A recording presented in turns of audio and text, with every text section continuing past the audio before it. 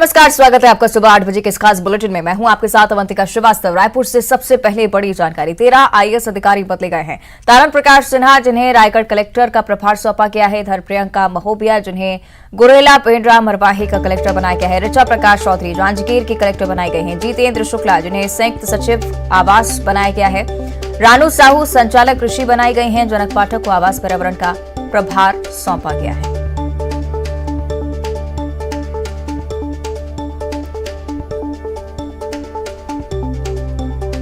करीब 13 आईएएस अधिकारियों के तबादले हुए हैं। जो मुख्य नाम हैं मुख्य क्षेत्र के, वो आपकी टीवी स्क्रीन पर प्रियंका महोबिया गुरेला पेंड्रा मरवाही की कलेक्टर, तारण प्रकाश सिन्हा रायगढ़ कलेक्टर, साथ ही साथ कई अन्य अधिकारी जिनके तबादले हुए हैं।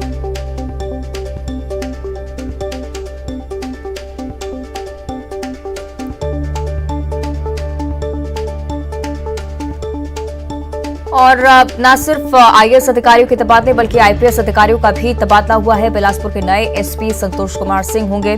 बिलासपुर के एसपी पारुल माथुर का भी तबादला हुआ है। पारुल माथुर अब उप पुलिस महानिरीक्षक एसीबी की जिम्मेदारी संभालेंगी। अभिषेक मीणा एसपी राजनांदगांव, सदानंद कुमार रायगढ़ के एसपी होंगे। उदयादि उदय किरण, जो कि कोरबा के नए एसपी होंगे। नारायणपुर के नए एसपी पुष्कर शर्मा होंगे। योगेश कुमार पटेल गुरेला पेंड्रा मरवाही की जिम्मेदारी संभालेंगे। प्रफुल्ल ठाकुर, जिनके हाथों पुलिस अधीक्षक का प्रभार होगा, मुख्यमंत्री सुरक्षा में वो तैनात रहने वाले हैं। तो ये पूरी लिस्ट आपको बता रहे हैं। छत्तीसगढ़ में आईएएस और आईपीएस अधिकारियों के तबादले, जिसको लेकर हम ज्यादा चर्चा करेंगे। सहयोगी देवव्रत हमारे साथ जुड़े हुए हैं। देवव्रत, प्रशासनिक कसावट लाने की बड़ी कोशिश और चुनावी साल के मद्देनजर बड़ी प्रशासनिक सर्जरी। देवव्रत जी, चुनावी साल है और बड़ी प्रशासनिक सर्जरी ही इसे कहा जाएगा, क्योंकि 12 आईपीएस जो आईएएस अधिकारी हैं उनके प्रभार बदले गए हैं और इसके अलावा 9 आईपीएस को नई जिम्मेदारी दी गई है। अगर पूरी लिस्ट को देखें तो इसमें 5 कलेक्टर और 6 एसपी जो हैं वो चुनावी साल में बदले गए हैं। कई मायने इसके हैं, क्योंकि एक तरह से पूरे कामकाज की समीक्षा जो है वो खुद मुख्यमंत्री ने की है और उसके बाद सभी अधिकारियों की जिम्मेदारी तय की गई है। किसी का प्रमोशन हुआ है तो किसी को जो बड़ा जिला था उससे हटा करके दूसरी जगह भेजा गया है। और इन जो नाम है लिस्ट में, रानू साहू को, जो कि अभी तक के रायगढ़ कलेक्टर की जिम्मेदारी संभाल रही थी, उनको हटाकर संयुक्त कृषि सचिव बनाया गया है और मंडी बोर्ड अध्यक्ष की भी जिम्मेदारी वो संभालेंगी। इसके अलावा अब तक जांजगीर की जिम्मेदारी संभाल रहे थे तारण प्रकाश सिन्हा, उनको अब माफ कीजिएगा, उनको अब रायगढ़ कलेक्टर की जिम्मेदारी दी गई है और साथ ही साथ जांजगीर कलेक्टर अब ऋचा चौधरी होंगी। इसके अलावा बेमेतरा कलेक्टर जितेंद्र शुक्ला को हटाया गया है और उनको आवास और पर्यावरण में संयुक्त सचिव बनाया गया है और साथ ही साथ खाद्य संचालक की जो जिम्मेदारी है वो भी तय की गई है। उनकी जगह पर बेमेतरा कलेक्टर पीएस एल्मा को बनाया गया है और सीईओ, जो कि धमतरी में थी अब तक, प्रियंका महोबिया, उनको जीपीएम यानी कि गुरेला पेंड्रा मरवाही की जिम्मेदारी दी गई है। इसी के अलावा जो सारांश मित्तर है वो एमडी छत्तीसगढ़ के साथ ही चिप्स का नया सीईओ बनाया गया है और संयुक्त सचिव नम्रता गांधी को पेंशन आयुक्त बनाया गया है। और इसी तरह के कई तबादले जो हैं वो आईएएस और राज्य प्रशासनिक के भी कुछ अधिकारी जो हैं वो इस लिस्ट में शामिल हैं। बिल्कुल, यानी कि कई बड़े नाम इस लिस्ट में शामिल है। देखना होगा कितना बड़ा परिवर्तन इस पर आता है। शुक्रिया आपका देवव्रत इस पूरी जानकारी के लिए। फिलहाल और भोपाल का रुख करेंगे।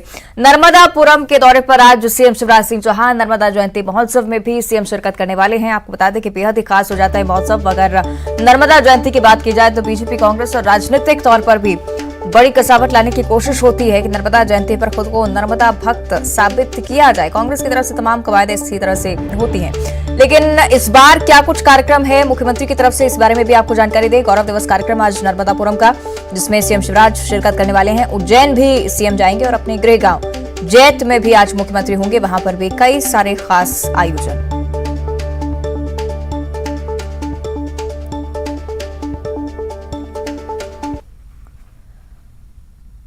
और जबलपुर की अगर बात की जाए तो नर्मदा जन्मोत्सव का एक भव्य आगाज यहां पर हुआ है। नर्मदा तट ग्वारी घाट में हजारों भक्तों का तांता लगा रहा। भव्य आतिशबाजी की गई और इसी से नर्मदा के घाट रोशन होते हुए नजर आए। मां नर्मदा तट उमा घाट में भव्य महाआरती का आयोजन, जिसमें कई भक्त शामिल हुए।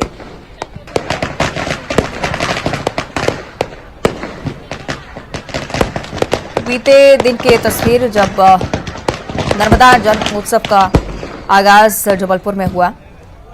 बेहद ही खास आयोजन होता है क्योंकि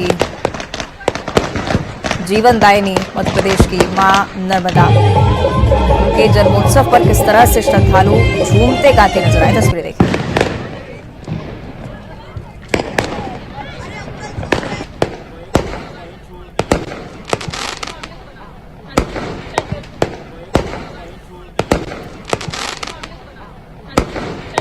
तस्वीरें इस आयोजन की आपकी टीवी स्क्रीन पर बेहद ही खास होती है। नर्मदा जयंती, अगर आप मध्य प्रदेश से हैं तो आप बेहतर तौर पर समझते होंगे कि राजनीतिक तौर पर भी इसके मायने कई सारे होते हैं, लेकिन धार्मिक महत्व बढ़ जाता है कि जीवनदायिनी मां नर्मदा का जन्मोत्सव मध्य प्रदेश के हर उस जिले में मनाया जाता है और उस क्षेत्र में मनाया जाता है जिसके तटों को मां नर्मदा छूती हैं।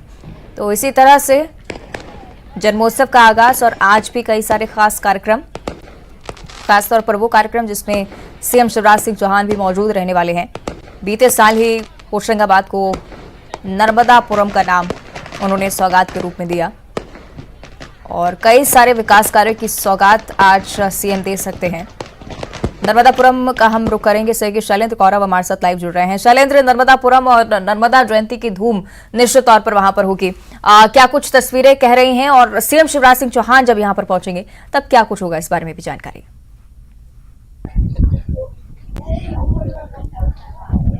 जी अवंतिका, जैसा आपने कहा कि मां नर्मदा का जो धार्मिक महत्व है आज के दिनों में उतना ही राजनीतिक महत्व भी माना जाता है। जिस प्रकार से तमाम आयोजन होते हैं आज के दिन, चाहे प्रदेश में कांग्रेस की सरकार रही हो या भाजपा की सरकार, दोनों ही सरकारों का नर्मदा पर ध्यान केंद्रित बिल्कुल रहा है और नर्मदा जयंती महोत्सव में शामिल होकर स्वयं को नर्मदा भक्त बताना या मां नर्मदा के प्रति आस्था ज्ञापित करना, ये दोनों ही पार्टियां अपना कर्तव्य समझने लगी हैं। शिवराज सिंह चौहान मुख्यमंत्री जी की यदि बात की जाए तो वो चूंकि नर्मदा किनारे के हैं, नर्मदा के बेटे हैं और जैसा सीएम हमेशा, चाहे उन्होंने नर्मदा सेवा यात्रा की हो या नर्मदा जयंती के दूसरे आयोजन रहे हों, सीएम का मां नर्मदा के प्रति जो ध्यान है, जो लगाव है, वो बचपन से ही देखने को मिलता था और बीते 18 सालों में जब वो सीएम के पद पर हैं तब से लगातार नर्मदापुरम के नर्मदा जयंती महोत्सव में सीएम शामिल होते आ रहे हैं। यदि आज के कार्यक्रम की बात की जाए अवंतिका, तो जलमंच से शाम 6 बजे अभिषेक प्रारंभ होगा। 5:10 पर सीएम जैत से यहां पहुंचेंगे और उसके बाद इस कार्यक्रम की शुरुआत होगी। तकरीबन 8 बजे तक सीएम यहां रहेंगे। उसके बाद अपनी विधानसभा बुधनी में जो नर्मदा जयंती महोत्सव है उसमें सीएम शामिल होंगे। यदि आज के कार्यक्रमों की बात की जाए तो मार्गशीर्ष सप्तमी है आज। मां नर्मदा का जो पौराणिक जन्मोत्सव है वो इसी तिथि के अनुसार मनाया जाता है और ऐसी मान्यता है कि दोपहर 12 बजे तकरीबन मां नर्मदा का जन्म हुआ था। सो सेठानी घाट पर ये जो आप देख रहे हैं, इस मंच से मां नर्मदा का जन्मोत्सव अभिषेक होगा और जन्मोत्सव अभिषेक के बाद जो महाआरती और अभिषेक के कार्यक्रम संपन्न होंगे। तो दोनों ही प्रकार के कार्यक्रम, धार्मिक कार्यक्रम और दूसरा जिसमें राजनेता शामिल होंगे वह कार्यक्रम, दोनों अपने आप में मायने रखता है। अवंतिका, निश्चित तौर पर दोनों ही कार्यक्रमों के मायने बेहद खास। आप बनी रहेगा शैलेंद्र हमारे साथ। मंडला का हम रुख करेंगे। सर कि कृष्णा हमारे साथ वहां से लाइव जुड़ रहे हैं।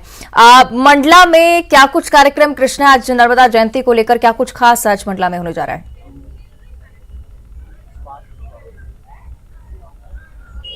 जी बिल्कुल अवंतिका, बताना चाहूंगा कि मंडला जिले में घने कोहरे के बीच में नर्मदा जन्मोत्सव मनाया जा रहा है। मंडला जिला तीनों तरफ से नर्मदा से घिरा हुआ है। इसके कारण इस पर नर्मदा जयंती का बड़ा ही खास महत्व है। यहाँ पर हजारों लाखों की संख्या में, बड़ी संख्या में लोग यहाँ पे जुटते हैं। यहाँ पे मंडला जिला के रप्ता घाट और संगम घाट, ये दोनों ही बड़े प्रसिद्ध घाट है जहाँ पर लाखों और हजारों की संख्या में लोग इकट्ठा होते हैं। मैं आपको दिखाना चाहूंगा तस्वीरें नर्मदा जयंती के अवसर पर। आज सुबह से ही यहाँ पर घने कोहरे के बीच में बड़ी संख्या में श्रद्धालुओं का आना लगा हुआ है और लोग आस्था की डुबकी लगा रहे हैं। इसके साथ ही यहाँ पर बड़े बड़े आयोजन हो रहे हैं। आज सुबह से यहाँ पर भंडारे का आयोजन कर दिया गया है। इसके साथ ही यहाँ पर करीब 12 से 1 बजे करीब 500 मीटर की एक बड़ी विशाल चुनरी चढ़ाई जाएगी जो नर्मदा के इस पार से उस पार तक की चुनरी ले जाई जाएगी। मां नर्मदा के मंदिर से निकाली जाती है वह चुनरी और 12 से 1 बजे के बीच में निकाली जाती है जो करीब 500 मीटर की होती है। इस पार से उस पार तक ले जाई जाती है। इसके साथ साथ ही यहाँ पर जो श्रद्धालु है बड़ी संख्या में आना उनका सुबह से ही शुरू हो चुका है। और आप ये देख सकते हैं यहाँ पर तस्वीरें कि यहाँ पर लोग घने कोहरे के बीच में कैसे आस्था की डुबकी लगा रहे हैं। इन सब जो बड़ी संख्या में जो श्रद्धालु आ रहे हैं यहाँ पर, इन सबको देखते हुए प्रशासन ने भी सुरक्षा के पुख्ता इंतजाम किए हुए हैं। अवंतिका, निश्चित तौर पर, और बढ़ती ठंड के बीच भी आस्था में कहीं कमी नजर नहीं आती है कृष्णा, क्योंकि जीवन दायिनी है मां नर्मदा। मध्य प्रदेश के लिए, मंडला के लिए बहुत खास हो जाती है। एक बार फिर से चाहेंगे तस्वीरें में दिखाएं किस तरह से यहाँ पर श्रद्धालु पहुंचे और आस्था की डुबकी लगा रहे हैं। कृष्णा जी बिल्कुल अवंतिका, मैं दिखाना चाहूंगा कि जो सुबह का वक्त है 8 से 8:15 के बीच की समय है और आप देख सकते हैं कितना घना कोहरा छाया हुआ है। और यहाँ पे जो श्रद्धालु हैं बड़ी संख्या में पहुंच रहे हैं। देख सकते हैं आप तस्वीरें कि किस तरीके से लोग आस्था की डुबकी लगा रहे हैं। इसके साथ ही आप यहाँ पर ठंड की लोग परवाह न करते हुए भी लोग बड़े संख्या में लोग पहुंच रहे हैं और आस्था की डुबकी लगा रहे हैं। सुबह का वक्त है और इसी समय आप देख सकते हैं तस्वीरों के हजारों की संख्या में लोग यहाँ पे मौजूद हैं और जो आस्था की डुबकी लगा रहे हैं लोग, कहीं पूजा अर्चना चल रही है। इसके साथ ही यहाँ पे जो घाट है, घाट के किनारे भंडारे का भी आयोजन किया जा रहा है।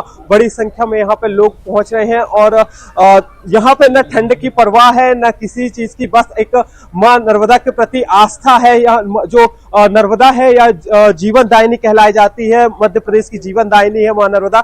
इसी को ध्यान में रखते हुए लोग बड़ी संख्या में पहुंच रहे हैं और आस्था की डुबकी लगाते हुए नजर आ रहे हैं। यहाँ पर बड़े हो चाहे बुजुर्ग हो चाहे छोटे बच्चे हो, आप सभी में आप देख सकते हैं नर्मदा के प्रति लोगों में खासा उत्साह नजर आ रहा है और लोग बड़ी संख्या में यहाँ पर पहुंचे हुए हैं। आप देख सकते हैं कि छोटे छोटे जो बच्चे नर्मदा के बीच में आस्था की डुबकी लगा रहे हैं और इन सबको देखते हुए जो गहराई वाला क्षेत्र है वहां पर पुलिस और प्रशासन ने और नगर पालिका ने खासा सुरक्षा के पुख्ता इंतजाम कर रखे हैं। बैरिकेड लगा दी गई है कि जो गहराई वाले क्षेत्रों पे ना जाए और आप देख सकते हैं जो आस्था की डुबकी लगा रहे हैं। अवंतिका, बिल्कुल, बहुत बहुत धन्यवाद आपका कृष्णा, ये तस्वीरें हम तक पहुंचाने के लिए। शैलेंद्र, आपका भी बहुत शुक्रिया, क्योंकि राजनीतिक तौर पर भी नर्मदा जयंती के कई सारे मायने हैं, तो सीधी तस्वीरें न्यूज 18 भी आप तक पहुंचाएगा जब सीएम शिवराज सिंह चौहान नर्मदापुरम में होंगे। आगे बढ़ते हैं, रायपुर से बड़ी खबर का रुख करेंगे। आज राज्य स्तरीय युवा महोत्सव का शुभारंभ यहां पर होने वाला है। सीएम भूपेश बघेल महोत्सव का शुभारंभ करेंगे। साइंस कॉलेज मैदान में 3 दिवसीय महोत्सव का आयोजन है।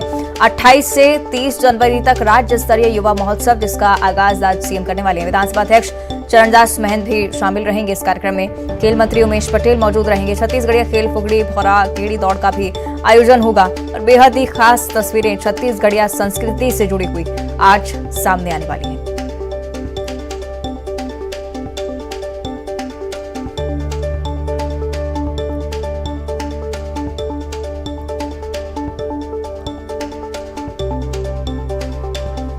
इस तरह का यूथ फेस्टिवल पहले भी छत्तीसगढ़ में आयोजित किया जा चुका है। उस दौरान भी बेहद ही खूबसूरत तस्वीरें सामने आई थी, क्योंकि सीएम भूपेश बघेल खुद बहुत ज्यादा उत्साहित रहते हैं इस तरह के यूथ फेस्टिवल को लेकर।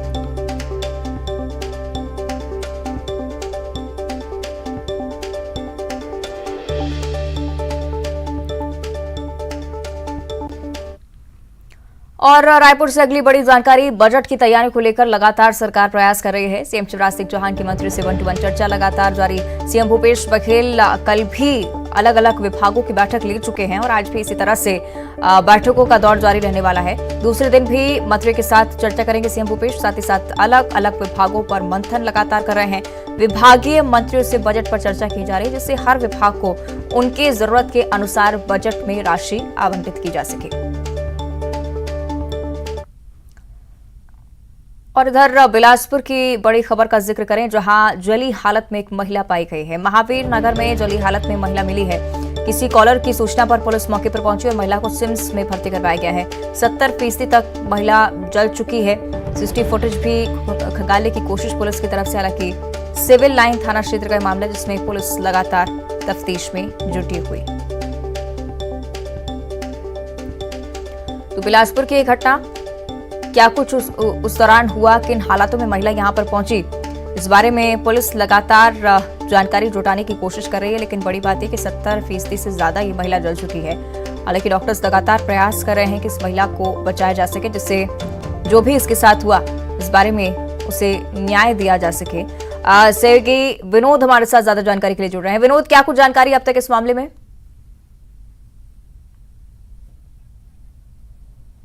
देखिए, पुलिस अभी जो आसपास कॉलोनी में फुटेज लगे हुए थे सीसीटीवी कैमरे के, उनको खंगालने का प्रयास रात भर से कर रही है। हालांकि अभी तक पुलिस को कोई सफलता नहीं मिली है, लेकिन आशंका इसी बात की है कि किसी के द्वारा महिला को जला करके वहां फेंका गया है। रेलवे लाइन के किनारे उसलापुर के महावीर नगर ठेठा डबरी इलाका कहलाता है, वहां पर ये महिला कराहती हालत में मिली थी और किसी कॉलर के द्वारा जब सूचना दी गई तो वहां पर 112 और 108 की टीम वहां पर पहुंची और फिर महिला को सिम्स भर्ती कराया गया।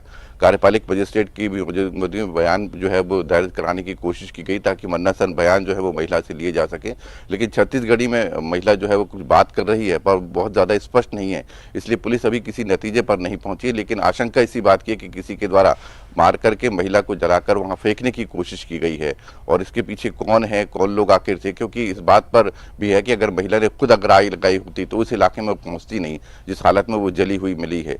तो ऐसे बहुत सारे क्लू पुलिस को अभी मिले नहीं है। प्रयास पुलिस का लगातार जारी है कि महिला के बारे में पतासाजी की जा सके। 35-36 साल की ये महिला बताई जा रही है, शादीशुदा है। उस लिहाज से पुलिस आसपास के जितने भी थाने हैं उस इलाके के, वहां पर भी सूचना दे दी गई है और उस लिहाज से पुलिस पूरी जानकारी जुटाने की कोशिश में अभी लगी हुई है। अवंतिका। ठीक है, फिलहाल शुक्रिया आपका विनोद इस पूरी जानकारी के लिए। यानी कि यही कहा जा सकता है कि पुलिस की तफ्तीश के बाद ही पूरा मामला स्पष्ट हो पाएगा। आगे बढ़ते हैं, अंबिकापुर से बड़ी खबर का रुख करेंगे। दुष्कर्म से लौट रहे दंपत्ति पर जानलेवा हमला हुआ है। एक ही परिवार के लोगों ने जानलेवा हमला किया है। हमले में दंपत्ति गंभीर रूप से घायल हैं। चीख पुकार सुनकर मौके पर ग्रामीण भी पहुंच गए। घायल दंपत्ति को अस्पताल में भर्ती करवाया गया। घायल दंपत्ति की हालत फिलहाल नाजुक बताई जा रही है। कोतवाली के मानिक प्रकाशपुर का ये पूरा मामला।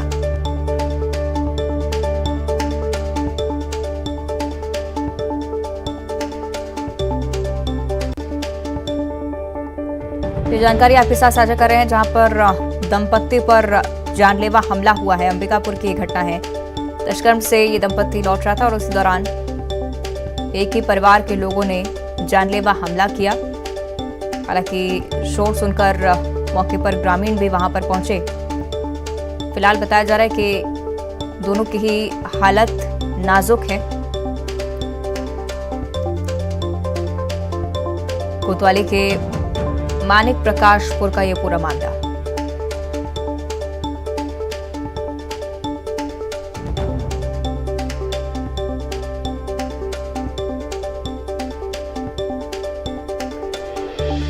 तो एक ही परिवार के लोगों ने जानलेवा हमला किया है। चीख पुकार सुनकर ग्रामीण वहां पर पहुंचे और इस दंपत्ति को अस्पताल में भर्ती करवाया गया। सहयोगी श्रवण हमारे साथ ज्यादा जानकारी के लिए जुड़ रहे हैं।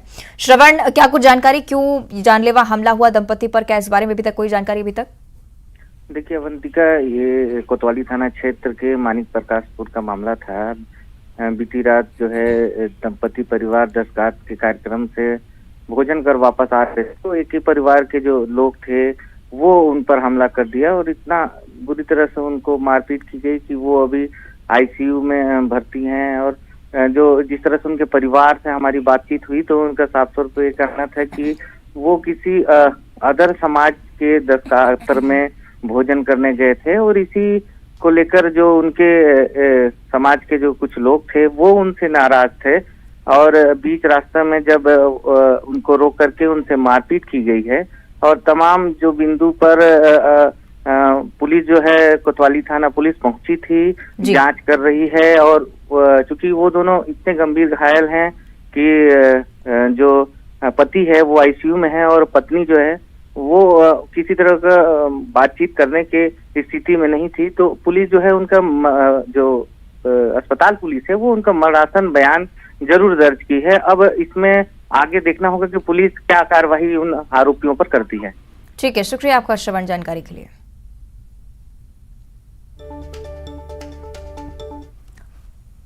और अब भोपाल से बड़ी खबर है। वसूली में पिछड़े 7 जिलों और 28 वार्ड प्रभारियों का इंक्रीमेंट रोक दिया गया है। नगर निगम कमिश्नर वीएस चौधरी कोलसानी ने आदेश जारी कर दिए हैं। राजस्व और संपत्ति कर में दिए गए टारगेट से कम वसूली करने पर यह कार्रवाई। 7 जोनल अफसरों यानी कि जेडओ 28 वार्ड प्रभारियों की एक वेतन वृद्धि रोकने के आदेश हैं। पिछले साल की तुलना में इस साल 35% ज्यादा वसूली करने के निर्देश दिए गए थे। टारगेट जोन 19, 2, 1, 17, 9, 3, 11 के जेडओ पूरा नहीं कर पाए टारगेट। लीज रेंट किराया जमा न करने वाले 31 दुकानों गुमठी प्लॉट के आवंटन भी निरस्त किए जा चुके हैं।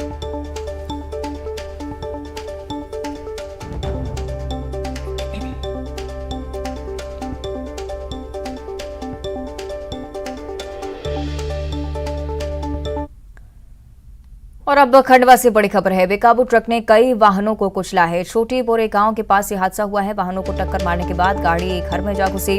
आधा दर्जन से ज्यादा गाड़ियां डैमेज हुई हैं। ग्रामीणों ने ट्रक ड्राइवर को पकड़कर पुलिस को सौंप दिया। आगे की कार्रवाई में पुलिस जुटी हुई। और ग्वालियर में एक बार फिर से सर्दी लौट आई है। ग्वालियर चंबल अंचल में सर्दी रिटर्न देखने को मिल रही है। आपको बता दें कि ग्वालियर चंबल के शहरों में रात का तापमान 10 डिग्री के नीचे बना हुआ है। शुक्रवार रात मुरैना में न्यूनतम तापमान 5 डिग्री रहा और इसी तरह की स्थिति ग्वालियर चंबल के अन्य क्षेत्रों को लेकर भी। ट्रेनों पर भी सीधा असर इसका देखने को मिल रहा है। कई सारी ट्रेनें जो कि उत्तर भारत से देरी से चलकर ग्वालियर पहुंच गई।